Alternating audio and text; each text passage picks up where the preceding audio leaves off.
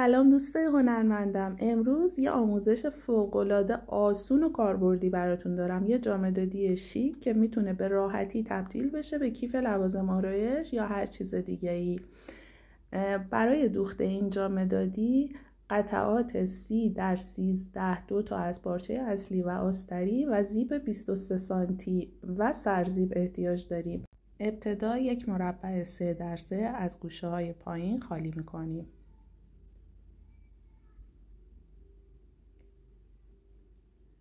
و از قسمت بالا هم 3 سانت علامت میزنیم و به این قسمت وصل میکنیم.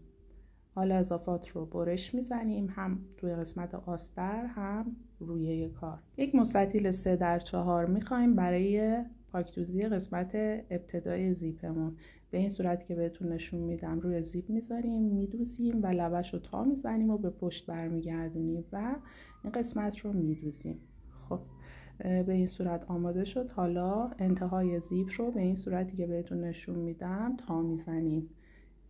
1.5 سانت میخوایم زیپمون از ابتدا و انتهای بدن کوچیکتر باشه. این ابعاد رو که بدونید برای هر اندازه دیگه‌ای میتونید محاسبه کنید.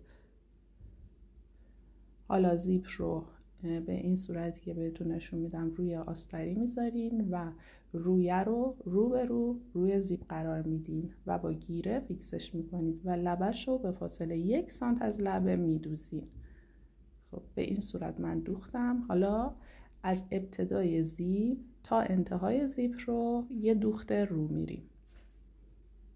خب به این صورت قسمت دیگر رو هم به این صورت روی زیپ قرار میدیم و آستر رو زیرش میذاریم و میدوزیم دقیقاً مثل رویه.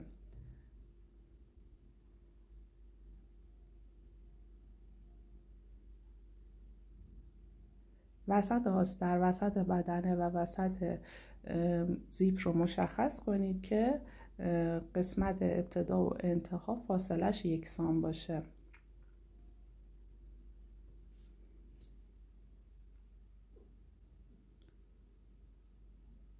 و حالا این قسمت رو هم میدوزیم.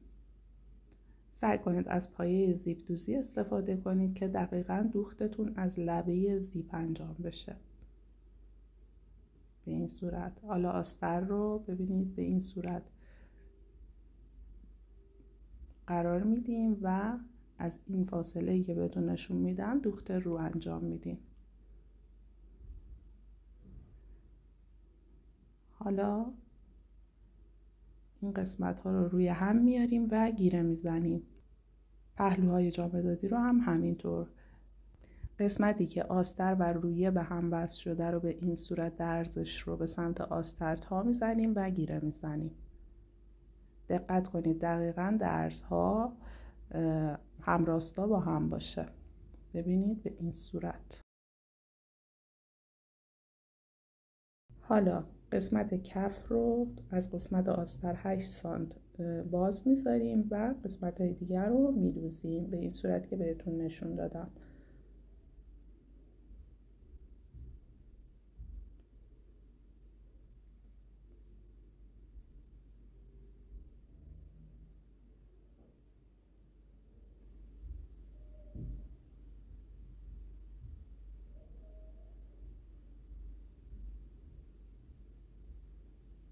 حالا نوبت دوخت کف جامدادیه. به این صورت درزها رو دقیقاً روبروی هم قرار میدیم و گیره میزنیم.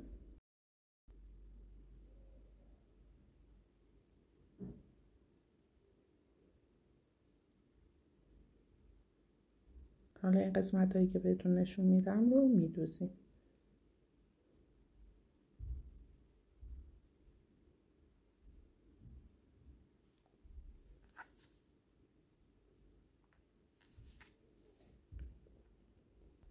حالا از قسمتی که باز گذاشته بودیم زیپ رو باز میکنیم و به رو برمیگردونیم. گوشه ها رو کامل خارج میکنیم و یه اتو میزنیم و اون قسمتی که باز گذاشتیم رو سوزن میزنیم و میدوزیم. حالا یا با دست یا با چرخ خیاطی.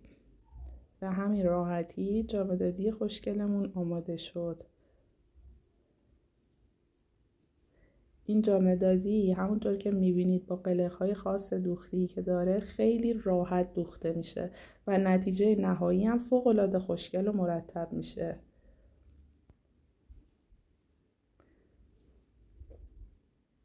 پس یادت نره که این آموزش رو سیو کنی و برای دوستای هنرمندت هم بفرستی. موفق باشید. خدا نگهدار.